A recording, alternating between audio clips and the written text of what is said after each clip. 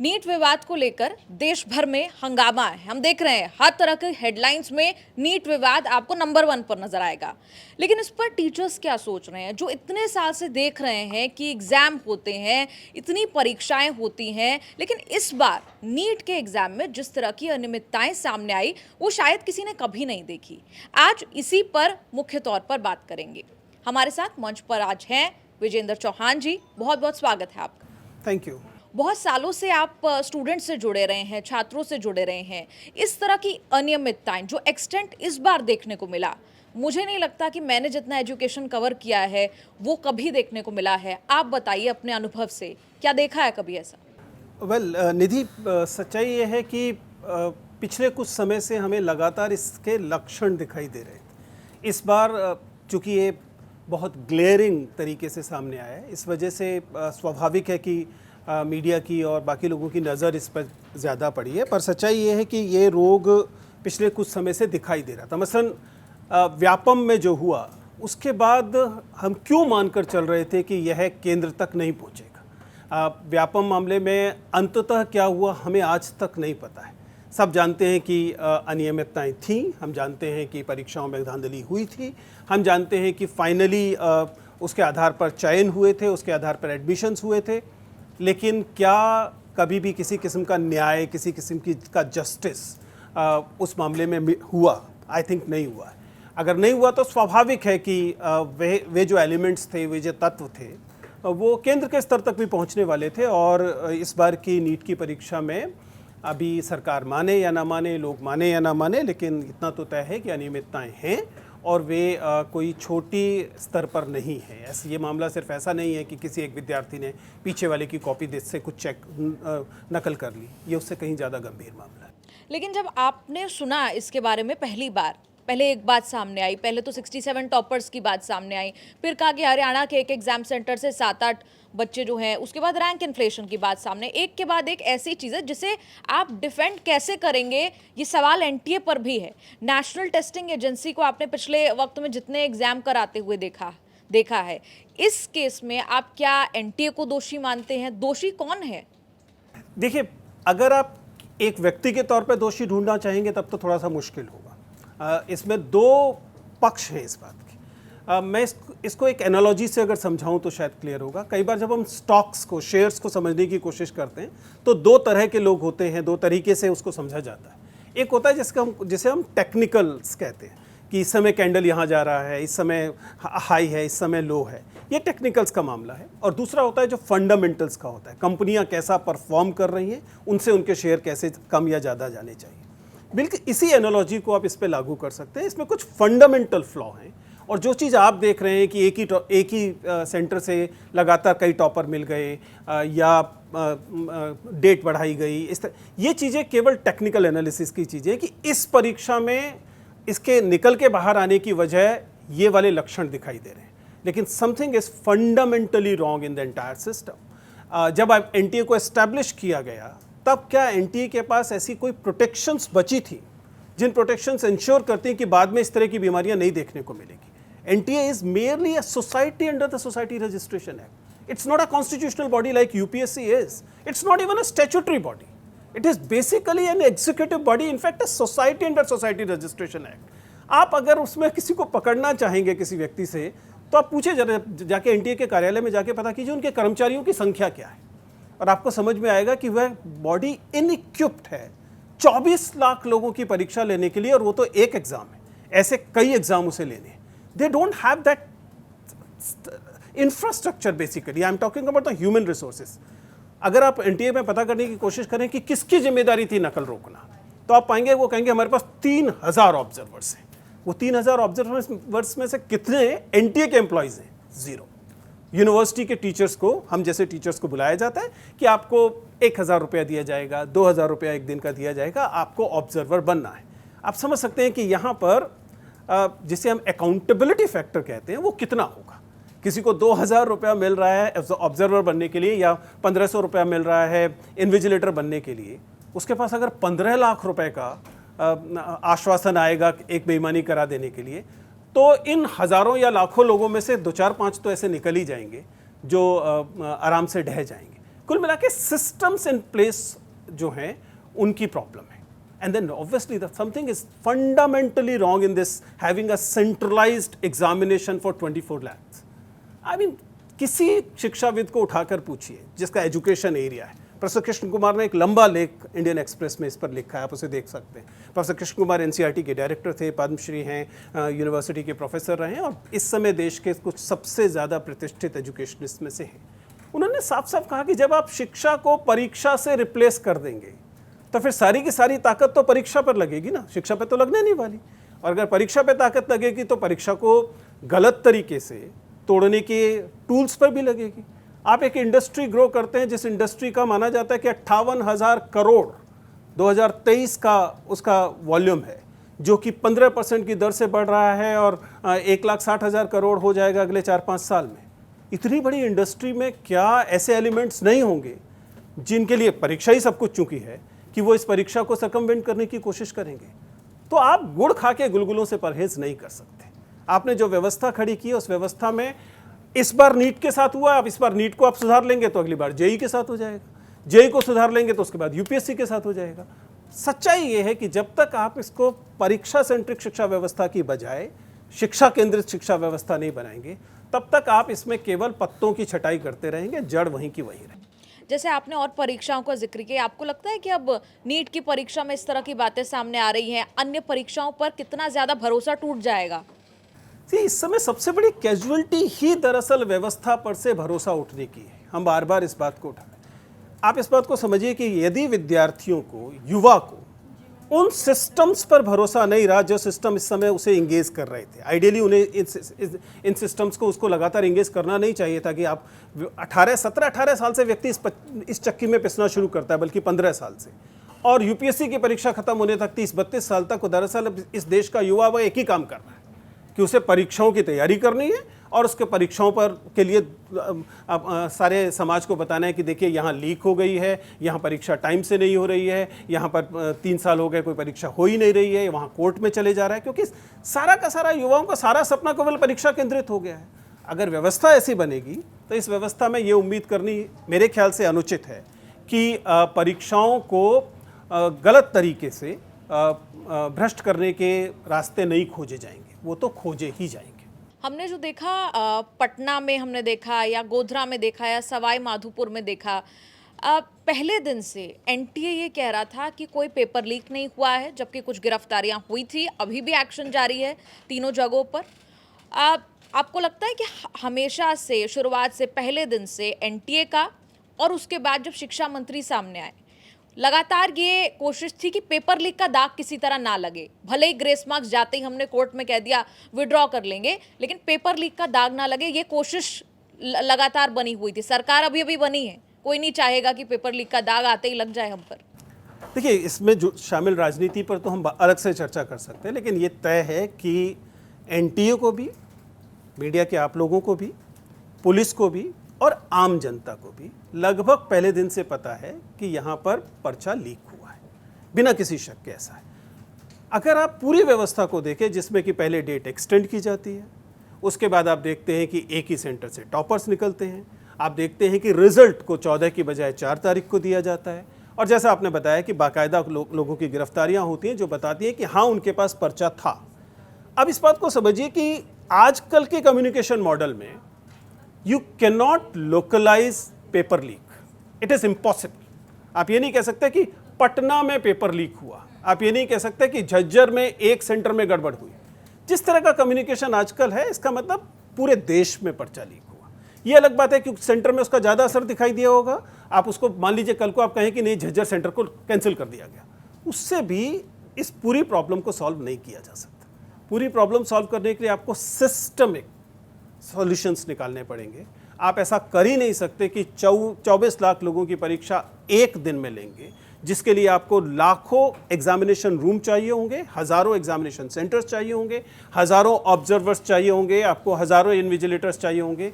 It is almost impossible and the casualty is the faith in the system. क्योंकि जो विद्यार्थी है, अगर उसकी इस व्यवस्था में से आस्था खत्म होती है, तब फिर आप इस स्लाइड को रोक नहीं पाएंगे. क्योंकि एक निराश और हताश युवा समाज से ज़्यादा बुरा इस देश के लिए कुछ नहीं हो सकता। सर, हम लोग ज़्यादा बात इस पूरे नीट विवाद पर कर रहे हैं कि एक उपक्रम को क्रियान्वित करने की प्रक्रिया में गड़बड़ी है, लेकिन क्या उपक्रम अपने आप में गड़बड़ी नहीं है? यही मैं शुरुआत से कह रहा हूं। दरअसल उपक्रम ने इस पर्टिकुलर परीक्षा में कुछ गड़बड़ की, वो पकड़ी गई, ये तो बहुत छोटी बात है। असली बात ये है कि क्या we should have a single agency like NTA to do it? If we need to have a agency like NTA, then what should be the safeguards? क्या इस अकाउंटेबिलिटी क्या होनी चाहिए? आप नीट का स्ट्रक्चर देखिए, जैसा मैंने कहा, society under societies registration act under department of education, which is higher department of higher education. जिसका क्या मतलब हुआ? इसका मतलब हुआ कि तकनीकी तौर पर किया गया कि 7 लोग इकट्ठे हुए, उन्होंने एक मेमोरेंडम ऑफ एसोसिएशन बनाया, सोसाइटी रजिस्ट्रेशन एक्ट में उसे कर दिया, और बाकी लोगों से, चूंकि उसके पीछे सॉवरेन राष्ट्र का उसको समर्थन दिया गया था, इसलिए बाकी लोगों से उम्मीद की गई कि इसके दी गई परीक्षाओं पर सब लोग विश्वास करें। It is unlike UPSC. UPSC has got constitutional banking, it doesn't have a constitutional banking. I think इसके पास स्टैट्यूटरी बैकिंग भी उस पैमाने पर नहीं है। हालांकि अकाउंटेबिलिटी के मामले में ये जरूर किया गया कि कुछ डायरेक्टर्स को इसके बोर्ड में शामिल किया गया है, एनआईटी के डायरेक्टर्स को किया गया, एम्स से कुछ लोगों को किया गया, एनआईटी से कुछ किया गया। इससे एक थोड़ा सा विश्वास जमता है, लेकिन जैसे ही ऐसे ही कोई घटना होती है, वो विश्वास एकदम भरभरा कर गिर पड़ता है। अगर आप आगे पूछा जाएगा कभी, ये ठीक वैसे है जैसे कि अगर आप 90s की बात करें, तो 90s में जब कोई बच्चा बिहार से, उत्तर प्रदेश से दिल्ली आता था और वो आके अपने विश्वविद्यालय का नाम बताता था, तो उसके बाद उसके अंक कितने हैं उसको पूछा नहीं जाता था, कोई मतलब नहीं, अच्छा वहाँ से आए हो ना, बात खत्म हो गई। अब हमने धीरे धीरे टॉप इंस्टीट्यूशंस के साथ ये कर दिया कि आपको कहेगा अच्छा उस परीक्षा में किया था, वो तो वही है ना जिसमें नीट हुआ था, तो बात ही खत्म। उसके बाद उस विद्यार्थी ने कैसे उस परीक्षा को क्रैक किया था, ये इमेटीरियल हो जाएगा। और अगर आप रिजल्ट देखें तो साफ साफ दिखाई दे रहा है, इट इज़ इम्पॉसिबल कि कोई व्यक्ति जिसने, अभी तक एनटीए बता के नहीं दे रहा कि जो एक्सटेंडेड विंडो दी गई थी, उस विंडो में जिन लोगों ने फॉर्म भरे थे, क्या उनमें भी कोई टॉपर है? क्या उनमें भी कोई सिलेक्शंस हुए थे? मोस्ट लाइकली थे। और अगर थे तो इसका मतलब कोई विद्यार्थी जो कि टॉप कर रहा है, वो फॉर्म भरने की डेट भूल जा रहा है, वो फॉर्म एक्सटेंडेड विंडो में फॉर्म भर रहा है। आश्चर्यजनक है। इसका मतलब जो रोग है वो काफ़ी गहराई तक है। और आई एम श्योर कि अगर ईमानदारी से, व्यापम की तरह नहीं, अगर ईमानदारी से इसकी जांच की जाएगी, तो एनटीए के कुछ लोग तो डेफिनेटली इसमें शामिल निकलेंगे। अदरवाइज ये संभव नहीं है जिस तरह के समाचार आ रहे हैं। इस तरह के मामले भी देखे गए, कम से कम पॉलिटिकल पार्टीज़ ने तो कहा, केरल कांग्रेस ने कहा कि फिजिक्स केमिस्ट्री में फेल हो रहा है बच्चा सीबीएसई में और नीट के एग्ज़ाम में टॉप कर रहा है। हाँ, सिर्फ इतना ही नहीं, और भी कई सारी चीज़ें आश्चर्यजनक दिखाई दे रही हैं। और इसलिए मेरे ख्याल से हमें इस बात को समझना चाहिए, जब भी हम राजनीति शब्द बोलते हैं तो लोग कहते हैं बहुत बुरी चीज़ है, इसे शिक्षा से दूर रखो। जबकि हमें पहली क्लास में बीएड की पहले सेमेस्टर में ये समझाया गया था कि शिक्षा एक राजनीतिक अवधारणा है, it has to be a political thing. और अगर तब ऐसे में आपको उस सवाल को देखना चाहिए जो स्टालिन वहाँ से उठाते हैं। स्टालिन कहते हैं कि तमिलनाडु के संदर्भ में उन्होंने पहले भी इस बात की ऑब्जेक्शन किया था कि नीट कंपलसरी क्यों किया जा रहा है। एक केंद्रीकृत परीक्षा जो पूरे देश पर लागू होगी, ये सही है कि पूरे देश को डॉक्टर चाहिए, लेकिन ये भी सही है कि तमिलनाडु को जिस तरह के डॉक्टर चाहिए वो ठीक वही नहीं है जैसे कि दिल्ली को डॉक्टर चाहिए।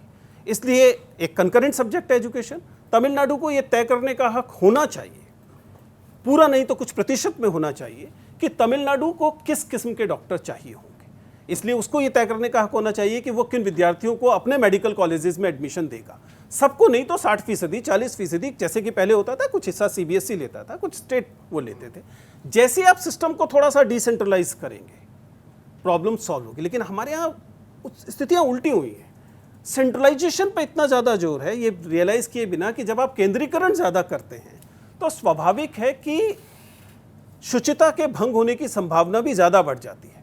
एक केंद्रीकृत परीक्षा है जो बिहार में भी हो रही है, जो दिल्ली में भी हो रही है, जो गुजरात में भी हो रही है।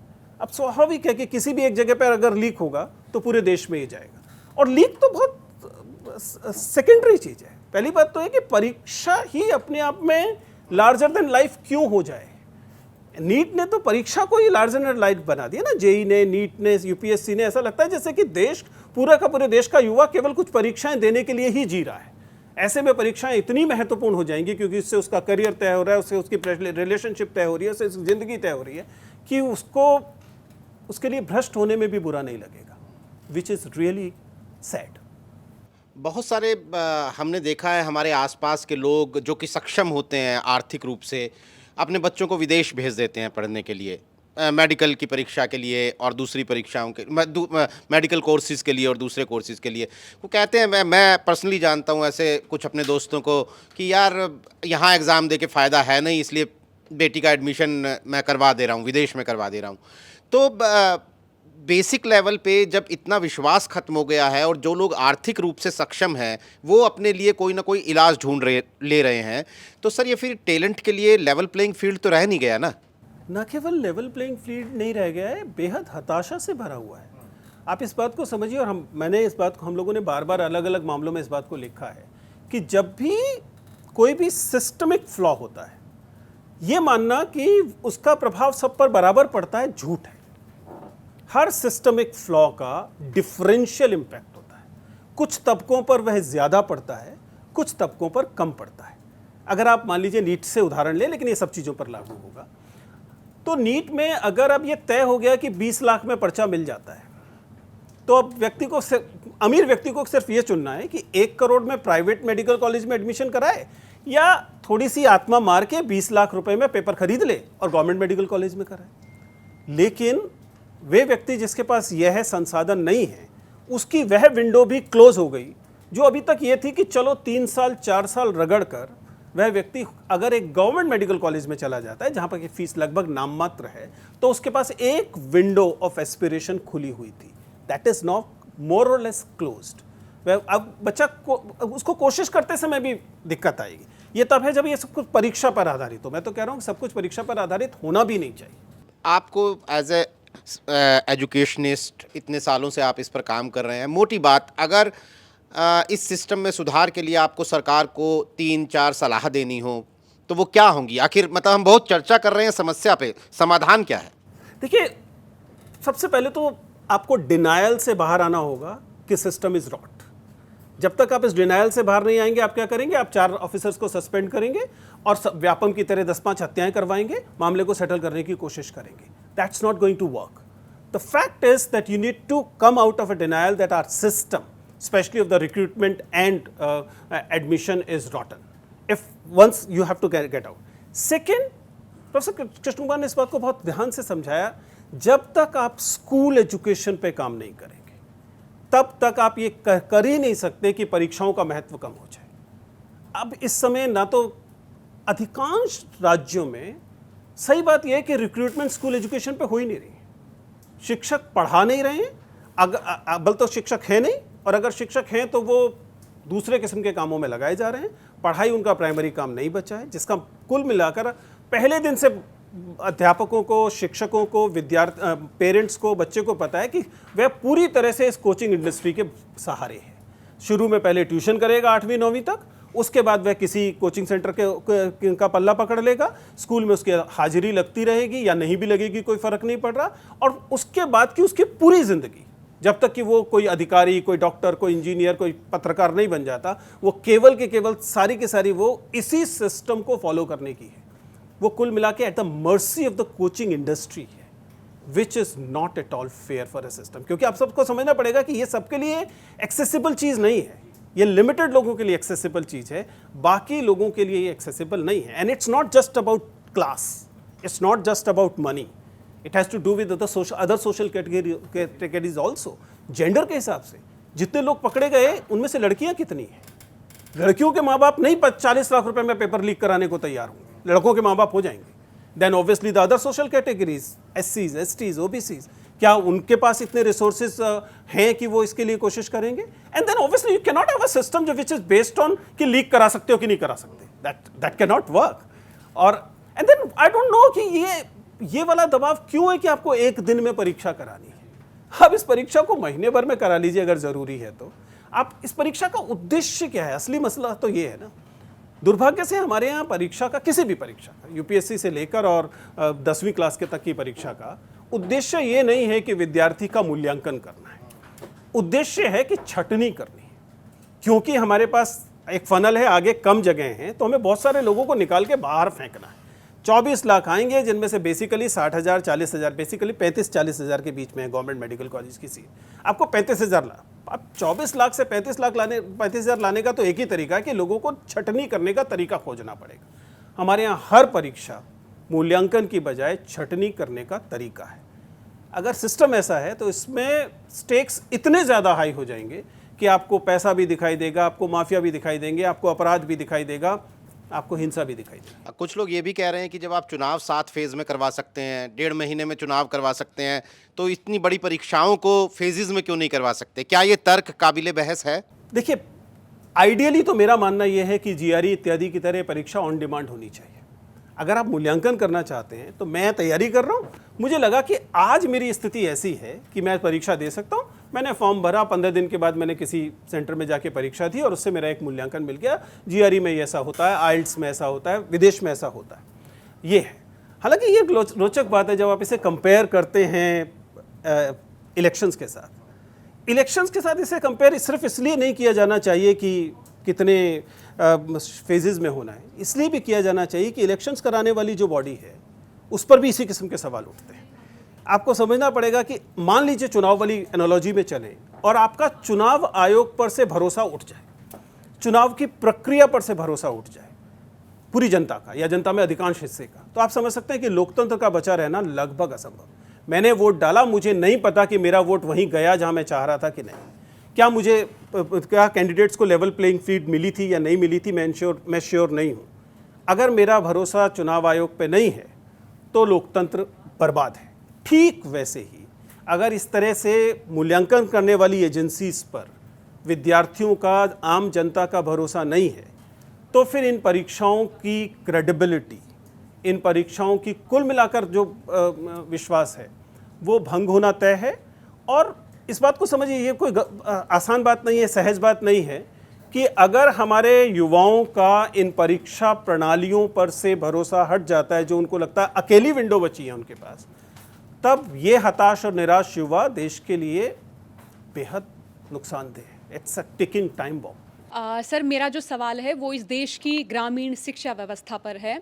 मैं जैसे सरकारी स्कूल में पढ़ी, मेरी मास्टरनी ने मुझे 3-4 चीज़ें सिखाई कि अगर आप चुन्नी दुपट्टे में रहोगे तो आप बहुत अच्छी लड़की हो, बहुत कम बोलती हो तो तुमसे अच्छी लड़की तो कोई है ही नहीं। हमारी स्किल्स पे कोई ध्यान नहीं हुआ, हमारी भाषा पे कोई ध्यान नहीं हुआ, हम जो कर सकती थी, जिस काम के हम काबिल थे उस पर भी कोई ध्यान नहीं गया। और ये मेरी कहानी नहीं, देहात की बहुत सारी लड़कियों और लड़कों की कहानी है। तो क्या आप इसे मानते हैं कि देहात की जो शिक्षा व्यवस्था है उसमें सुधार होना चाहिए? बहुत सारी काबिल लड़कियों को मैंने देखा है कि जो आज बहुत कुछ करना चाह रही थी, हमें सिर्फ बताया गया कि आप ये आंगनवाड़ी में काम करो, नर्स बन जाओ, मास्टरनी बन जाओ। इन 3-4 नौकरियों के अलावा हमें कोई और नौकरी का मालूम ही नहीं था, ना बताया गया कि वो लड़कियों के लिए सही होती हैं। तो आप मानते हैं कि देहात में जो शिक्षा व्यवस्था उसका स्तर बहुत कम है, और जो पढ़ा रहे हैं, जो वहाँ पे शिक्षक हैं, उनका भी हम ये कहें कि इंटेलेक्चुअल लेवल वो भी उस तरह का नहीं है जिस तरह का एक पढ़े लिखे इंसान का होना चाहिए। तो किस तरह की शिक्षा दी जा रही है आज इस देश के देहात में? नहीं, आई टोटली एग्री इनफैक्ट, और ये बात अभी से नहीं है। अगर आप यशपाल कमेटी की रिपोर्ट देखें, 1991 में यशपाल कमेटी की रिपोर्ट आती है और उस रिपोर्ट में साफ साफ ये बताया गया, और ये महत्वपूर्ण बात है कि अगर आप प्राइमरी एजुकेशन को, पूरे देश की प्राइमरी एजुकेशन को, और मैं जब प्राइमरी एजुकेशन कह रहा हूँ मेरा मतलब है public funded common education system, specially public funded, अगर आप primary education, public funded primary education को स्ट्रेंथन नहीं करेंगे तो एकदम तय बात है कि उसके बाद जो कुछ भी आप करेंगे वो केवल छटाई होगी, वो रूट्स में, जड़ पे काम नहीं होगा। जब हम प्राइमरी एजुकेशन, गांव के स्कूलों की प्राइमरी एजुकेशन कहते हैं, इसका मामला केवल इंफ्रास्ट्रक्चर का नहीं है, लेकिन इंफ्रास्ट्रक्चर एक इंपॉर्टेंट फैक्टर है। स्कूल हो, उसमें एक सामान्य सुविधाएं हों, उसमें शिक्षक हो, और वो शिक्षक ये जो अग्निवीर किस्म का शिक्षक ना हो। आपको मालूम है कि ये अग्निवीर वाली प्रणाली सबसे पहले शिक्षा से शुरू होती है। पैरा टीचर्स आते हैं और वो कॉन्ट्रैक्चुअल टीचर्स आते हैं, जिनकी स्वाभाविक है कि ना तो उनको उतना वेतन मिल रहा था, ना उनको उतनी जिम्मेदारियां मिल रही थी, और रुतबा तो था ही नहीं। जब तक आप आम शिक्षक को ये नहीं बताएंगे कि आपका काम देश के लिए महत्वपूर्ण काम है, देश आपके काम की कद्र करता है, तब तक वह व्यक्ति अपने उस काम में संतुष्ट नहीं होगा, उसे जैसे तैसे नौकरी की तरह पीटेगा। और शिक्षा एक नौकरी की तरह पीटी जा सकने वाली चीज़ नहीं है। आपको वो क्रेडिबिलिटी, वह सम्मान उस शिक्षक को देना पड़ेगा और गांव की एजुकेशन सिस्टम को सुधारना पड़ेगा। But then it's a long term thing. इसका मतलब ये नहीं है कि आप ये मानकर चलें कि तब तक हम बाकी चीज़ों पे काम ही नहीं करेंगे, क्योंकि ये चीज़ें समानांतर चल सकती हैं। आप अपनी परीक्षा प्रणाली को भी सुधार सकते हैं, लेकिन आप साथ साथ अपने स्कूल एजुकेशन को भी सुदृढ़ कर सकते हैं। लेकिन उसके लिए कुछ बेसिक्स करने पड़ेंगे ना, जिनमें से बेसिक्स है जैसे फॉर एग्जांपल आपको एजुकेशन के लिए आवंटन बढ़ाना पड़ेगा ना। आपका बजट एलोकेशन बढ़ेगा तभी ये होगा ना। आप जरा एक बार इस बजट को देखिए तो सही। पिछली बार का आप बजट देखेंगे तो शर्मिंदगी होगी। हमारे यहाँ पूरे एजुकेशन बजट 1,20,000 करोड़ है। 1,20,000 करोड़ पूरे देश की शिक्षा के लिए, जिसमें से 87,000 करोड़ तो आपने सेस में लिया है। एजुकेशन सेस जो आपने हासिल किया उसमें 87,000 करोड़ तो आपने लोगों से शिक्षा के नाम पे लिया था। फिर देश ने क्या खर्च किया उस पर? 50,000 करोड़ रुपए, 40,000 करोड़ रुपया, जिसमें सारे IITs हैं, सारे NITs हैं, सारी सेंट्रल यूनिवर्सिटीज़ हैं, सारे सेंट्रल स्कूल हैं। मैं यूनियन लेवल पे बात कर रहा हूँ। ये ठीक है कि एजुकेशन जो है वह कंकरेंट सब्जेक्ट है, स्टेट एलोकेशंस भी होता है, लेकिन केंद्र सरकार पे जो केंद्र सरकार दिखाएगी राज्य उसी को पालन करेंगे ना। अगर केंद्र सरकार अपना एलोकेशन बढ़ाए तो राज्य सरकार भी कुछ बढ़ाए। लेकिन अगर हमारा एलोकेशन ही इतना कम है, इसका मतलब हमारी वरीयताओं में शिक्षा नहीं है। अगर हमारी वरीयताओं में शिक्षा नहीं है और हम क्या मान के चल रहे हैं, प्राइवेट सेक्टर इन्वेस्टमेंट इसे कर लेगा। ऐसे जरा कंपेयर कीजिए कोचिंग इंडस्ट्री की टर्नओवर के साथ। आई जस्ट मेंशन कि with in 5 year it will be 1,60,000 crore rupees. It is already 58,000 crore rupees. तो आप शिक्षा में जो पैसा दे रहे हैं, शिक्षा की विद्रूपताओं से तैयार जो इंडस्ट्री है उसमें वो पैसा उसका वेटेज ज़्यादा है। As a matter of fact आप जितना इसमें से टैक्स ड्रॉ कर रहे हैं in terms of GST and income tax of this industry, उसको अगर आप सेस के साथ मिला लें तो आपको समझ में आएगा कि आप एजुकेशन पे 0 पैसा खर्च कर रहे हैं। नेगेटिव रीइंफोर्समेंट, नेगेटिव इन्वेस्टमेंट है आपकी। अगर देश शिक्षा पर पैसा ही खर्च करने को तैयार नहीं है, उसके बाद हम ये आपत्ति करने के कहाँ लायक बचे। और क्यों ऐसा कर रहे हैं? क्योंकि there is no political cost to it. इस पूरे देश में अभी 543 सीटों पर चुनाव हुआ है। 4 सीट आप गिना के नहीं बता सकते जिनमें डिसीजन एजुकेशन के आधार पर हुआ। उम्मीदवार का चयन शिक्षा के आधार पर हुआ। 543 में आपके पास 5 सीट नहीं है। 1-2 सीट कहीं किसी कोने में गलती से होंगी तो होंगी, मुझे नहीं पता, मैं तो एक भी नहीं जानता, लेकिन मान लेते एक आध कोई होगी। अगर शिक्षा पर की अवहेलना करने पर, उपेक्षा करने पर कोई राजनीतिक कीमत ही नहीं है, तो फिर पॉलिटिकल पार्टीज के पास इस बात का कोई इंसेंटिव नहीं है कि वो शिक्षा पर और ज़्यादा ध्यान दें। अगर पॉलिटिकल पार्टीज नहीं देंगी तो स्वाभाविक है कि ब्यूरोक्रेसी भी नहीं देगी, प्रशासन भी इसको नेगेटिव मानेगा और लेके उनको पशु गणना में लगाएगा, उनको जाति गणना में लगाएगा, उनको X गणना Y गणना में लगाएगा और इसी तरीके से सिस्टम चलेगा। सर मेरा सवाल एक ये भी है कि जो UPSC करते हैं, शुरुआत में तो बड़ा जुनून होता है कि सब कुछ बदल देंगे, बाद में हमें लगता है कि उनसे भी कुछ ज़्यादा होता नहीं है। हम किसी किसी का अनुभव देखते हैं, वो बता रहे होते हैं कि किसी तथाकथित बाहुबली ने ऐसा बोल दिया, या किसी माफिया या किसी नेता का दबाव रहा इसलिए नौकरी छोड़ दी। तो क्या हम ये माने कि जो UPSC की जो खेप तैयार हो रही है वो देश को चलाने वाली खेप तो है, लेकिन उन्हें काम नहीं करने दिया जा रहा होता है? देखिए, मेरे हिसाब से ये शायद फिल्मी अपेक्षा ज़्यादा है कि कोई ब्यूरोक्रेट सामाजिक परिवर्तन लाता है। मैक्स वेबर ने जब ब्यूरोक्रेसी डिज़ाइन की, जब उन ब्यूरोक्रेसी का आइडिया दिया, it was not for the social change. Bureaucracy by definition is a status quoist organisation. मतलब बाय डेफिनेशन वो ऐसी है, उसका काम है कि समाज में सब कुछ सही सलामत स्थिर तरीके से चलता रहे। सामाजिक परिवर्तन या तो सामाजिक दिशा से आएंगे या राजनीति से आएंगे। ब्यूरोक्रेसी से अपेक्षा करना कि वो समाज को बदलेगी, उसका काम है समाज को स्थिरता देना। समाज में सिस्टम्स, अगर बहुत अच्छी भी ब्यूरोक्रेसी होगी तो उसका काम होगा कि समाज में जो नियम कायदे हैं उनके हिसाब से स्थिरता से काम होता रहे। सामाजिक परिवर्तन दरअसल नौकरशाही का मैंडेट नहीं है, इसलिए ये अपेक्षा तो मेरे ख्याल से फिल्मी अपेक्षा है जब हम ये उम्मीद करते हैं। लेकिन इतना ज़रूर है कि कम से कम उसे सामाजिक विघटन में तो शामिल नहीं होना चाहिए। कम से कम ऐसा तो नहीं होना चाहिए कि जो नुकसानदेह काम है उनमें समर्थन कर रहे हैं। तो मेरे ख्याल से नौकरशाही से तो अपेक्षा ज़्यादा है ऐसा करना। हाँ, हमें सामाजिक आंदोलनों से ही अपेक्षा रखनी चाहिए और अपनी राजनीति से अपेक्षा रखनी चाहिए कि वो शिक्षा पर ध्यान देंगे, वो बाकी ये जो विचलन हमें दिखाई देते हैं उन्हें रोकने की कोशिश करेंगे। आखिर इस नीट मामले में भी अल्टीमेटली ब्यूरोक्रेट लोग ही शामिल होंगे ना। It is headed by an IAS officer. And there is entire bureaucracy of it. तो ऐसा तो है नहीं कि सिस्टम, और मजेदार बात है कि स्कूल कॉलेजों में हम लोग यूनिवर्सिटी में लंबे अरसे से परीक्षाएं ले रहे हैं और हम जानते हैं कि एक सीमा के बाद अगर आप इस सिस्टम को बढ़ाते हैं तो दिए गए सिस्टम के हिसाब से परीक्षा शुचिता से नहीं हो सकती।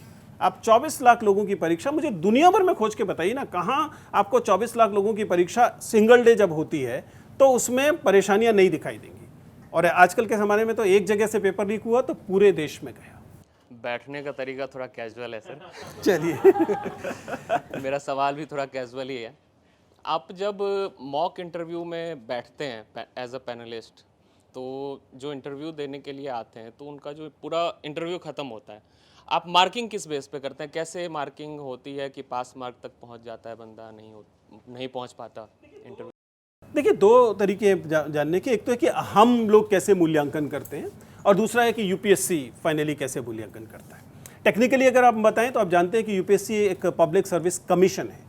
कमीशन बोर्ड से एक भिन्न चीज़ होता है। अब ये पब्लिक एडमिनिस्ट्रेशन में पढ़ाया जाता है। कमीशन का मतलब है कि अगर मान लीजिए एक पब्लिक यूपीएससी के 8 बोर्ड बैठे हुए हैं तो उन 8 बोर्ड्स में जो चेयरमैन होगा अलग अलग, वो चेयरमैन यूपीएससी मेंबर होगा, मेंबर ऑफ द कमीशन होगा, and he chairs the board. बाकी सारे लोग उसका केवल सलाह देने के लिए वहाँ हैं। तो जब कोई कैंडिडेट गया तो या तो चेयरमैन शुरू करेगा या बाकी लोग सलाह देंगे कि ये इस लायक था।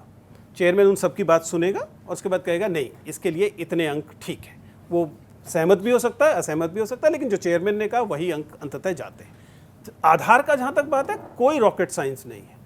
पब्लिक सर्विस कमीशन यूपीएससी बाकायदा नोटिफिकेशन जारी करके बताता है हम किन आधारों पर मूल्यांकन करेंगे। अगर उसमें पर्सनैलिटी टेस्ट वाला कॉलम पढ़ेंगे तो उसमें लिखा हुआ है किन आधारों पर मूल्यांकन होगा। ये आधार जो हैं मसलन the critical power of assimilation, analytical ability, general awareness, इस तरह के 4-5 फैक्टर्स हैं, कम्युनिकेशन, उनके आधार पर मूल्यांकन होता है और वही तरीका है। हालांकि ये थोड़ा सा ज़्यादा कॉम्प्लिकेटेड होता है जब हम वास्तव में इसे होते हुए देखते हैं, क्योंकि वहाँ पर आपके पास जो 3000 विद्यार्थी हैं उनमें 3000 इसलिए कह रहा हूँ कि मेंस क्लियर करके आए हुए जो, उनमें से अधिकांश लोग जो होते हैं वे लगभग इसी एक बराबर किस्म के दिखाई देने वाले, क्योंकि दुर्भाग्य से एक ही तरह की फैक्ट्री से निकल रहे हैं। आपको समझना पड़ेगा, हमें ऐसा इस साल के मेरे इंटरव्यूज़ में मुझे एक भी कैंडिडेट ऐसा नहीं मिला जो बिना कोचिंग से आया हुआ हो। ठीक है, मैंने लगभग 200 इंटरव्यू लिए होंगे, मुझे एक भी नहीं मिला। पिछले बारों में कभी कभी एक आध कोई मिल जाता था, स्टेट में कभी कभी मिलते हैं, लेकिन इसका मतलब वो सब उसी असेंबली लाइन प्रोडक्शन से निकल कर आ रहे हैं। एक ही तरह की किताबें पढ़ रहे हैं, एक ही तरह के संसाधनों को देख रहे हैं, लगभग एक ही तरह की क्लासेस भी अटेंड कर रहे हैं। उस कारण जैसे असेंबली लाइन प्रोडक्शन में होता है, लगभग एक जैसे दिखने वाले, उनके चेहरे मोरे अलग होते हैं लेकिन जैसे उनमें झांकते हैं वो लगभग एक जैसे दिखाई देते हैं। इसलिए थोड़ा सा कभी कभी मुश्किल हो जाता है कि आप उनको कैसे डिफ्रेंशिएट करें। उसके लिए फिर हम लोग अपने औजार विकसित करते हैं।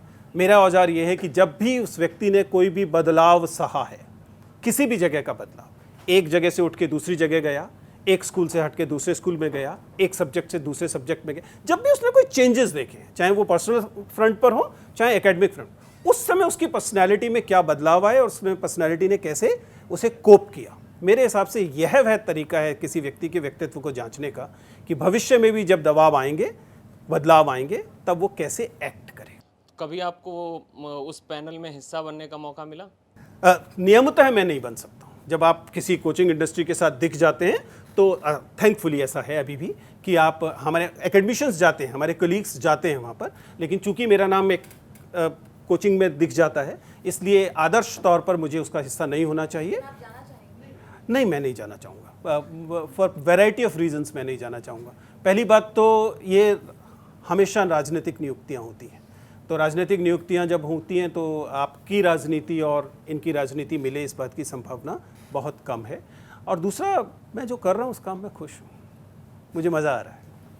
तो जब आप मॉक इंटरव्यू लेते हैं स्टूडेंट्स की, तो आपको कुछ हद तक पता चल जाता है कि हाँ ये यूपीएससी क्लियर कर सकता है, अब इंटरव्यू क्लियर कर सकता है, तो वो बच्चा वापस आता है आपसे मिलने और अपना अनुभव क्या शेयर करते हैं जब वो इंटरव्यू में रहते हैं? देखिए, एज अ पॉलिसी मैंने तय कर रखा है कि मैं इंटरव्यू के बाद कैंडिडेट से नहीं मिलूंगा, ठीक है, ऐसा पॉलिसी तय कर रखा है। यद्यपि जो मीडिया हाउसेस, जो सेंटर्स मुझे बुलाते हैं, उनके पास कई बार पॉलिसी होती है उन लोगों से संपर्क करने की, उनकी फ़ोटो खींचने की, उनकी फ़ोटो को विज्ञापनों में इस्तेमाल करने की, लेकिन इंडिविजुअल लेवल पर मैं मानता हूँ कि मेरा काम उस 30 मिनट के बाद समाप्त हो जाता है, मैं नहीं मिलता हूँ। कभी कभी एक्सीडेंटली मिलते हैं, जैसे मान लीजिए आप सड़क पर मिले, कभी मिल रहे, मुझे नहीं भी पता, कोई व्यक्ति आके कहेगा सर मेरा आपने वहाँ इंटरव्यू लिया था, ऐसा कभी कभी होता है। लेकिन सच्चाई ये है कि उनका कहना होता है कि सर आपने मेरा इंटरव्यू लिया था, उससे मुझे बहुत मदद मिली वगैरह वगैरह, लेकिन बहुत कम वो नोटिस कर पाते हैं कि मुझे नहीं पता उन्हें कुछ फ़ायदा हुआ या नहीं हुआ। लेकिन पिछले 20 साल में मैंने जो हज़ारों इंटरव्यू लिए हैं, उनसे मेरी पर्सनैलिटी पर मैंने बहुत कुछ सीखा है। हर व्यक्ति एक किताब की तरह सामने बैठता है और आप उस किताब को अगले 30 मिनट पढ़ते हैं, it's like a human book. उसकी ज़िंदगी में जो कुछ हुआ, आप समझिए कि जब वो 30 मिनट बाद वापस गया तो समझिए मैंने एक उपन्यास पढ़ लिया है। उससे मैं जितना सीख सकता हूँ वो मैंने अपनी ज़िंदगी में इनकॉर्पोरेट किया है और मुझे लगता है कि मुझ में काफ़ी पॉजिटिव बदलाव उससे आए हैं। नमस्कार सर, मेरा नाम अभिषेक है। सर मैं वापस एनटीए पे आना चाहूँगा। सर एनटीए जो एग्ज़ाम कई सारे ऑर्गेनाइज करवाता है, वो एग्ज़ाम सेंटर्स जो देता है वो काफ़ी अंदर जाके होता है, जहाँ पे आना जाना बहुत ज़्यादा दिक्कत होती है। मैं जैसे आज की बात करूँगा, आज पीएचडी का एग्ज़ाम है जो कि एनटीए करवा रहा है, और सर वो मेट्रो स्टेशन से लगभग 5 से 6 किलोमीटर अंदर है, जो कि इंसान कितना भी पहले निकल जाए वो टाइम पे ढूंढते ढूंढते ही नहीं पहुंच पाएगा। ऐसे में कई बच्चों का पेपर भी छूट जाता है। तो सर इस पे आपके हिसाब से ये नहीं होना चाहिए कि एनटीए को इस पे सोचना चाहिए कि आसपास रहे ताकि बच्चे आराम से पहुंच पाएँ? क्योंकि आज सुबह भी 5 बच्चों को अंदर नहीं जाने दिया क्योंकि वो टाइम पे नहीं पहुंच पाए, और उनका ये कहना था कि वो सुबह 5 बजे के निकले हुए हैं, लेकिन इतना अंदर एग्ज़ाम सेंटर है कि हम पहुँच ही नहीं पाए टाइम पर। देखिए, ये और इस तरह की और कई सारी लॉजिस्टिक्स की प्रॉब्लम्स स्वाभाविक समस्याएं हैं। जैसा मैंने कहा कि आपको समझना पड़ेगा कि आप भारत जैसे विविध देश में अचानक छलांगे लगा लगा के विकास नहीं कर सकते। गड़बड़ क्या है? जैसे मान लीजिए कंप्यूटर बेस्ड एग्जामिनेशन है। कंप्यूटर बेस्ड एग्जामिनेशन के लिए दिल्ली जैसे शहर में तो आप उम्मीद करेंगे कि सबसे ज़्यादा सुविधाएं होंगी। हमारे पास HCL द्वारा चलाए जा रहे 2-4-5 सेंटर्स को छोड़ दिया जाए तो बाकी सेंटर्स ऐसे हैं जैसे पहले जो लोग जाते थे साइबर कैफ़े में, उस टाइप के छोटे छोटे वो बन गए हैं। और वो शहर में चूँकि जगह कम होती है इसलिए शहर से थोड़ा सा हट के ग्रामीण इलाकों की तरफ जाकर हैं, और वहाँ पर जैसा आपने कहा एक्सेस का भी इशू रहेगा, पहुँचने की दिक्कत रहेगी। वहाँ पहुँचेंगे तो आपको पानी नहीं मिलेगा, दूसरी सुविधाएँ नहीं मिलेंगी। ये परेशानियाँ अपनी जगह पर हैं। कैसे इसे रिजॉल्व किया जा सकता है? मुझे लगता है कि सबसे पहले तो आपको एनटीए को सुधारना पड़ेगा।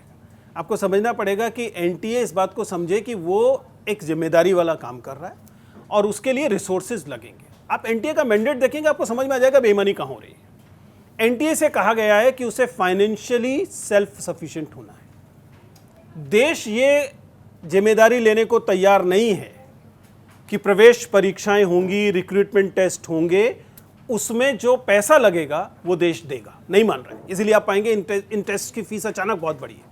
एनटीए को इस हासिल फीस में से, यूपीएससी ऐसा नहीं करता है। यूपीएससी आपसे 200-500 रुपये लेगा और अगर उस परीक्षा को आप देखेंगे तो आपको समझ में आएगा कि उसमें पैसा ज़्यादा लगा है। क्यों? क्योंकि उसके पास स्टेट फंडेड है। स्टेट फंडेड इसलिए क्योंकि वो कॉन्स्टिट्यूशनल बॉडी है, इसलिए उसको आराम से पार्लियामेंट से पैसा मिलता है। यहाँ पर सरकार कह रही है कि हम जिम्मेदारी नहीं लेंगे कि प्रवेश परीक्षा में जो लगने वाले संसाधन हैं वो कहाँ से आएंगे। फिर तो संसाधन ऐसे ही आएंगे जहाँ कॉर्नर कटिंग्स की जाएंगी। हो सकता है कि वो आज 1500 रुपये दे रहे हैं, कल कहें कि 1400 पे ही कोई आ जाएगा तो चलो 1400 पे बुला लेते हैं। फिर 1400 वाला तो 20 लाख रुपए सामने दिखेंगे तो गड़बड़ा ही जाएगा। ये सेंटर्स के साथ भी हो रहा है। सेंटर्स प्राइवेट हैं, वो सेंटर्स एनटीए के पास जा रहे हैं कि ठीक है हमें सेंटर दे दीजिए। आप समझ सकते हैं सेंटर देने में कुछ हो रहा होगा कि ठीक है आपको सेंटर दे दिया बवाना में, आपको सेंटर दे दिया नरेला में, क्योंकि उस व्यक्ति को पैसा मिल रहा है। अब जब पैसा मिल रहा है सुविधाएं नहीं मिल रही हैं, उस कारण ये स्थितियां पैदा होंगी। तो लॉजिस्टिक्स की प्रॉब्लम तो तब तक आती रहेंगी जब तक आप ये नहीं मानेंगे कि राज्य की जिम्मेदारी है कि सुविधा से और पारदर्शिता के साथ परीक्षा हो सके। इसके लिए राज्य को कुछ एलोकेशन देना पड़ेगा। राज्य अभी इसके लिए तैयार नहीं है, देश इसके लिए तैयार नहीं है। वो सोच रहा है कि आप ही से थोड़ी सी पॉकेट से पैसा निकाल लें, उसी में से कुछ पैसा निकाल के उस आईएएस ऑफिसर की भी सैलरी दे दे जो इसका चेयरमैन है या सीईओ है। सर ये तो बात रही नीट एग्ज़ाम में स्कैम की, लेकिन जितने भी कॉम्पिटिटिव एग्ज़ाम होते हैं, आप इस बात से कितना ताल्लुक़ रखते हैं कि जो फिक्सिंग होती है कुछ एजेंट्स के द्वारा, भले ही वो चाहे एग्ज़ाम सेंटर्स की हो या फिर इन्विजिलेटर्स के इन्वॉल्वमेंट की हो या फिर पेरेंट्स के इन्वॉल्वमेंट की हो, कितने बड़े स्केल पर ये स्कैम और कॉम्पिटिटिव एग्ज़ाम्स में भी होता है? See honestly I am not the right person to ask it, because मेरे पास ऐसा कोई एक्सेस नहीं है। एक टीचर होने के नाते मैं यकीन करना चाहूँगा कि ऐसा नहीं होता, लेकिन जो लक्षण दिखाई देते हैं उससे लगता है कि ऐसा होता है। और अगर आप मेडिकल कॉलेजेस के स्टूडेंट से बात करें तो वो कहेंगे कि हर साल आईआईटीज़ में, मेडिकल कॉलेज में 2-4 विद्यार्थी डेफिनेटली दिखते हैं जिनको देख के लगता है कि ये व्यक्ति परीक्षा पास करके नहीं आया है, किसी और तरीके से आया है। लेकिन मैं उम्मीद करना चाहता हूँ या तो ऐसा नहीं है या स्केल उतना बड़ा नहीं। लेकिन अगर नीट एक लक्षण है तो उसके आधार पर ये एक दिन में तो पैदा हो गया सिस्टम नहीं होगा रिग करने वाला। इस सिस्टम ने पहले कुछ फ़ायदे उठाए होंगे, उससे उसकी कुछ फंडिंग बनी होगी, उसमें कुछ और माफिया लोग शामिल हुए होंगे। तो I believe it is something that is to be seriously looked eight.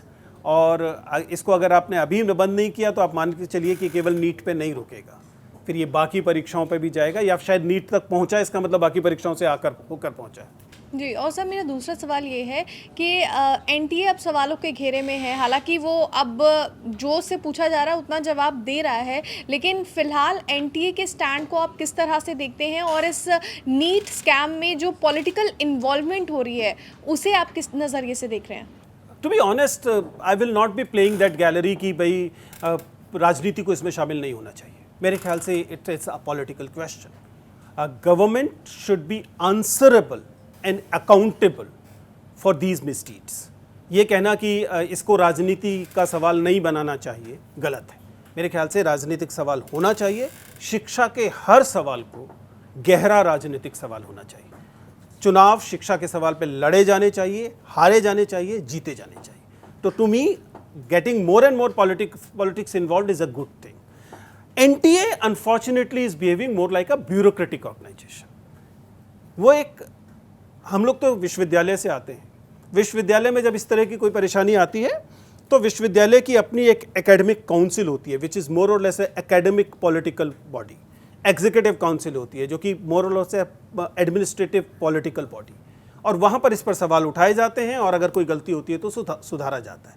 लेकिन यहाँ एनटीए लगभग एक ब्यूरोक्रेटिक ऑर्गेनाइजेशन की तरह, एक डिपार्टमेंट की तरह काम कर रहा है, जिसमें उससे 4 सवाल अगर पूछे गए, मिनिस्टर ने कहा कि इसके सवाल के उत्तर दे दो तो वो उत्तर दे दिए गए, नहीं तो वो शांत हो गए। जबकि होना क्या चाहिए, they should be accountable to the public. इस सेंस में भी होना चाहिए कि अगर ये वास्तव में सच है कि वह सरकार जो परीक्षार्थी हैं उन्हीं से लिए गए पैसे से चल रही है, तब तो ये रिलेशनशिप क्लाइंट और सर्विस प्रोवाइडर वाली रिलेशनशिप हो गई। तब तो आपको और भी ज़्यादा अकाउंटेबल होना है।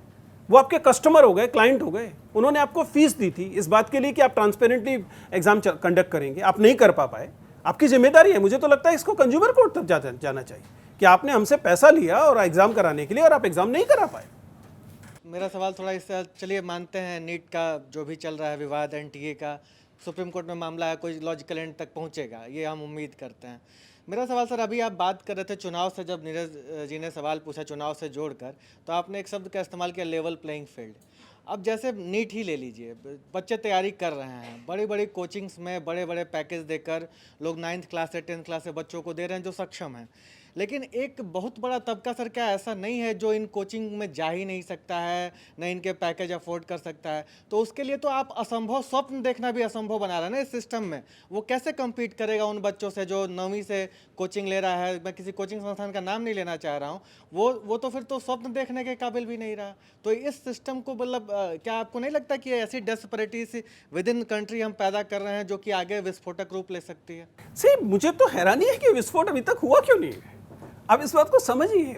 द फैक्ट इज कि आपने इक्विटी नाम की चीज को एक बुरा शब्द बना दिया। जिस व्यक्ति ने कहा कि समाज में इक्विटी होनी चाहिए, बराबरी होनी चाहिए, आपने कहा कि देखिए वो तो आपके मंगलसूत्र छीनकर दूसरी जगह दे रहा है। जबकि इक्विटी इज एक्सेप्टेबल, पूरी दुनिया में डेमोक्रेसी में एक्सेप्टेबल चीज मानी जाती है। जो चीज आप बात कर रहे हैं वो इक्विटी के बारे में। मेरी समझ नहीं आ रहा कि किसी भी देश में 7वीं क्लास के बच्चे, 10वीं क्लास के बच्चे, 12वीं क्लास के बच्चे की सोशल कैटेगरी, इकोनॉमिक कैटेगरी उसकी शिक्षा को निर्धारित करने वाली चीज क्यों होनी चाहिए? ये क्यों नहीं संभव है कि स्टेट फंडेड एजुकेशन में ऑलमोस्ट एक जैसी शिक्षा सब लोगों को मिल सके? ये जिम्मेदारी है हमारी। हमारा संविधान ये फंडामेंटल राइट्स में देता है, राइट टू एजुकेशन में ये बाकायदा दर्ज है कि लगभग इक्विटेबल क्वालिटी की एजुकेशन सबको मिलनी चाहिए। हम नहीं दे पा रहे हैं, हम नहीं देना चाह रहे हैं, ना देने की कोई राजनीतिक कीमत नहीं है। इसका परिणाम ये होता है कि अब हमें जहाँ से जिस तरीके से खेत बेचकर कर्जा लेकर बच्चे को इन कोचिंग सेंटर्स की मर्जी पे छोड़ना पड़ता है, और कोचिंग सेंटर्स में इस बात का कि स्टेक्स बहुत हाई हो जाती हैं कि उनके यहाँ से बच्चे सेलेक्ट हों, उनके यहाँ से बच्चे टॉपर निकलें। अगर स्टेक्स इतने ज़्यादा हाई होंगे तो सिस्टम को रिक करने की कोशिश भी होने लगेगी। अच्छा सर, एक वक्त था, वो ज़्यादा पुराना वक्त नहीं है, हमारे ही छात्र जीवन का वक्त है कि बड़े सेंट्रल यूनिवर्सिटीज़ के एंट्रेंस हुआ करते थे, उसको निकाल कर उसमें एडमिशन लेना एक प्राउड फीलिंग हुआ करती थी कि हमारा बच्चा जवाहरलाल नेहरू यूनिवर्सिटी में पढ़ रहा है। अब कई सारे प्राइवेट यूनिवर्सिटीज़ आ गई हैं जो इस प्राउड फीलिंग को शिफ्ट कर गई हैं कि अब वो जेएनयू वाली, तो जेएनयू पर तो एक लेबलिंग हो गई जेएनयू जैसी यूनिवर्सिटीज़ पर, अब उन प्राइवेट यूनिवर्सिटी में जो 10 लाख 8 लाख के में ग्रेजुएशन के पैकेज हैं उनमें लोग करा रहे हैं एडमिशन, और उस तरह की एक फीलिंग है। तो मेरा सवाल ये है कि जो ये सेंट्रल यूनिवर्सिटीज़, स्टेट फंडेड जो यूनिवर्सिटीज़ थी, उनका एक सिस्टम था, उनमें एक स्टूडेंट पॉलिटिक्स हुआ करती थी, तमाम चीज़ें थी, और जब इस तरह के विवाद खड़े होते थे तो छात्र सड़कों पर आते थे। क्या आपको लगता है कि ये जो निजीकरण एजुकेशन में लाया गया, ये जानबूझकर इसी तरीके से किया गया कि ये छात्र विरोध दब जाएं, ये चीज़ें ख़त्म हो जाएं? देखिए, मुझे नहीं पता कि किसी कमरे में बैठ के ये कॉन्स्पिरेसी हुई थी या नहीं हुई थी, लेकिन परिणाम के स्तर पर हमें ये दिखाई देता है। पहले ये स्कूल एजुकेशन में हुआ।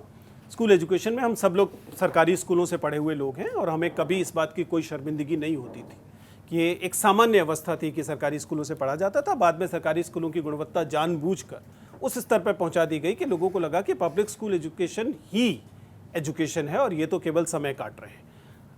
हम लोगों ने ये मोर्चा संभाले रखा हायर एजुकेशन। सौभाग्य से आज तक भी स्थिति ये है कि गवर्नमेंट फंडेड हायर एजुकेशन की क्वालिटी प्राइवेट एजुकेशन से 2-4 यूनिवर्सिटी छोड़ दी जाए तो उनसे बेहतर होती है। अदरवाइज फिर से नाम नहीं लेना जा रहा, लेकिन आपको याद है आपके पड़ोस की यूनिवर्सिटी है जहाँ के बच्चों को ये नहीं पता होता कि वो किस बात के लिए तख्ती लेकर निकले हैं। तो थैंकफुली हम लोग, हमारी यूनिवर्सिटी उसको बचाकर चल रही थी। उसके कई सारी वजह हैं, क्योंकि क्वालिटी एजुकेशन देना एक सस्ता काम नहीं है। एक सरकारी यूनिवर्सिटी के प्रोफेसर को जो तनख्वाह दी जाती है आज भी, वो आप पाएंगे कि प्राइवेट यूनिवर्सिटीज़ के टीचर्स को नहीं दी जाती है। 4 टीचर्स को मिला के उतनी दी जाती है जितनी कि एक टीचर को दी जाती है। मसलन मैं जिस स्तर पर हूँ, 12-15 साल नौकरी करने के बाद मुझे विश्वविद्यालय को 2.5 लाख से ऊपर की तनख्वाह देनी पड़ती है, जो कि आप पाएंगे कि सामान्यतः किसी और प्राइवेट एजुकेशन में, क्योंकि नियम उनके भी वही हैं लेकिन वो उसका पालन नहीं करते। तो इसलिए अब क्या तरीका हो सकता है? आप पब्लिक फंडेड एजुकेशन को डिस्क्रेडिट कर दीजिए। आप डिस्क्रेडिट 2 तरीके से कर सकते हैं। एक तो क्वालिटी ऑफ एजुकेशन को गड़बड़ा दीजिए, और दूसरा संदेह पैदा कर दीजिए एडमिशन को लेकर और एग्जामिनेशन को लेकर। इन सारे मोर्चों पर काम हो रहा है। डिस्क्रेडिट भी किया जा रहा है, जैसे आपने जेएनयू का नाम लिया।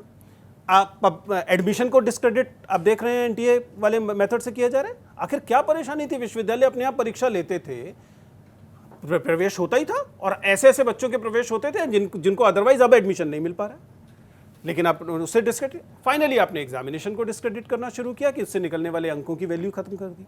तो ये प्रॉब्लम है, डेफिनेटली है। और अगर आप मेडिकल में देखें तो आपको और समझ में आएगा, आज भी तमाम चीज़ों के बावजूद गवर्नमेंट फंडेड मेडिकल एजुकेशन की क्वालिटी, बावजूद इसके कि उनके अस्पतालों में बहुत अच्छी सुविधाएं नहीं हैं, फिर भी जो बच्चे गवर्नमेंट मेडिकल कॉलेजेस से निकलते हैं बेहतर डॉक्टर हैं। प्राइवेट मेडिकल कॉलेजेस वाले करोड़ रुपया फीस दे रहे हैं, उसके बावजूद उनकी क्वालिटी उतनी अच्छी नहीं है। इसलिए मेरा मानना यह है कि मैं ये नहीं जानता कि कोई कॉन्स्पिरेसी है कि नहीं, लेकिन परिणाम के स्तर पर डेफिनेटली गवर्नमेंट फंडेड जो एजुकेशन है उसको डिस्क्रेडिट करना, ताकि प्राइवेट फंडेड एजुकेशन को ज़्यादा कस्टमर्स मिलें, ज़्यादा ग्राहक मिलें, ऐसी कोशिश करना दिखाई दे रहा है। तो सर एक छोटा सा सवाल कि तो फिर हमारे पास ऑप्शन क्या है? बलिहार मतलब गुरु गोविंद दो खड़े काके लागो पाँव हमने पढ़ा था, कि गुरु को क्या ये अब उठाना चाहिए दायित्व कि सड़कों पर निकले और ऐसे इन सारी चीज़ों का विरोध, क्योंकि देखा है इस देश ने सर, काशी में जब अंग्रेजी हटाओ आंदोलन चला था तो प्रोफेसर निकल गए सड़कों पर और यूनिवर्सिटीज़ को, मतलब छात्रों को उद्वेलित किया कि इन सारे मुद्दों पर एक आप स्टैंड लो ताकि सरकार मानेंगे। तो क्या मेरा सवाल एकेडमिशियंस से है कि क्या उनके पास ये दायित्व, उनके ऊपर ये दायित्व नहीं बनता है कि वो छात्रों को इसके लिए जागरूक करें? देखिए, thankfully I am coming from an university जिसने ये अपनी जिम्मेदारी मोरलेस हमेशा ली है। हम लेकिन बाकी विश्वविद्यालय उस पैमाने पर कर पाए या नहीं कर पाए, लेकिन दिल्ली विश्वविद्यालय में शिक्षकों ने लगभग हर राजनीतिक आंदोलन में या इस तरह की उसमें शामिल हुए हैं। नई शिक्षा नीति के खिलाफ भी आप देखेंगे कि काफ़ी शिक्षक गोलबंद हुए थे। लेकिन आप ये भी देखिए कि पूरे देश में प्रतिरोधों को लेकर क्या माहौल बनाया गया है। इस देश में लगातार प्रतिरोध करना मुश्किल कर दिया गया है। प्रतिरोध को जिस दिन आप ये मांग करते हैं कि कोई न्याय होना चाहिए, न्याय की हर मांग का जवाब यूएपीए होने लगा है। आप कुछ बोलते हैं तो यानी दमन जो है, डेमोक्रेसी की जो बेसिक चीज़ थी कि प्रतिरोध करेंगे, विश्वविद्यालय वाइब्रेंट होंगे जहाँ पर सब तरह के लोग होंगे, वो प्रतिरोध कर रहे होंगे, आगे निकल कर आएंगे, उन जगहों को धीरे धीरे प्रतिरोधों से शून्य करने की कोशिश की जा रही है। अभी पूरी तरह समाप्त नहीं हो गए, लेकिन डेफिनेटली ये मुश्किल हो गया है। पर आपका कहना एकदम सही है कि अल्टीमेटली ये जिम्मेदारी शिक्षित वर्ग की है। जिस 2.5 लाख रुपए की मैंने बात की थी वो कार की ईएमआई देने के लिए नहीं थे, वो यही इंश्योर करने के लिए थे कि आप अपनी जिम्मेदारी को निभाएंगे। और ये जिम्मेदारी केवल 55 मिनट की क्लास लेना नहीं थी, ये जिम्मेदारी दरअसल अपने विद्यार्थियों को इस सब चीज़ के लिए जागरूक करना भी थी। जी विजेंद्र जी, अंत में मैं नीट पर वापस आऊँगी। सबसे पहली बात, जो इस केस की हम बात कर रहे हैं, आपको लग रहा है कि रीनीट सॉल्यूशन है कि देश भर में फिर से 24 लाख बच्चों के लिए एग्जाम करा दिया जाए? देखिए, इमीडिएटली क्या सॉल्यूशन होगा, इस पर सीधी बात है कि यदि परीक्षा की शुचिता भंग हुई है, जो कि जिस बात के पर्याप्त लक्षण दिखाई दे रहे हैं कि हुई है, तब आपके पास सिवाय बिना तुरंत दोबारा परीक्षा कराने के कोई और समाधान दरअसल है नहीं। हो सकता है कि नहीं हो सकता, मुझे लगता है कि हो सकता है, लेकिन आपको ज़्यादा तैयारी के साथ करना पड़ेगा और आपको ज़्यादा जिम्मेदारी के साथ करना पड़ेगा। लेकिन क्या ये सॉल्यूशन है? सॉल्यूशन जैसा मैंने कहा कि फिर आपको फंडामेंटल्स पे जाना पड़ेगा। ये केवल आप कैंडल्स मतलब आप टेक्निकल एनालिसिस से इसको करने की कोशिश कर रहे हैं। मेरी सलाह तो ये रहेगी कि अभी पुनर्परीक्षा की जाए, लेकिन एनटीए में और इस पूरे प्रवेश की प्रणाली में फिर से फंडामेंटली कुछ बदलाव किए जाए। अब बहुत बहुत शुक्रिया मंच पर आने के लिए। दूसरी बार था आपका, मंच का अनुभव कैसा रहा इस बार? जैसा मैंने पहले भी कहा था कि नॉर्मली जब आप एक न्यूज़ रूम के सामने बैठते हैं तो आपको 2 फ़ायदे होते हैं। एक तो ये कि आपको ऐसे लोगों से चर्चा करने का मौका मिलता है जो इमीडिएट जो चीज़ें घट रही हैं उनसे अवेयर हैं, और दूसरा एक कम्युनिकेटर होने के नाते जब आप इस बात को भांप रहे होते हैं कि पूछे जाने वाला सवाल दरअसल आपसे क्या निकलवाने की कोशिश कर रहा है, वो और ज़्यादा मज़ेदार होता है। So I am a communication teacher, I have been enjoying it. Thank you. बहुत बहुत शुक्रिया।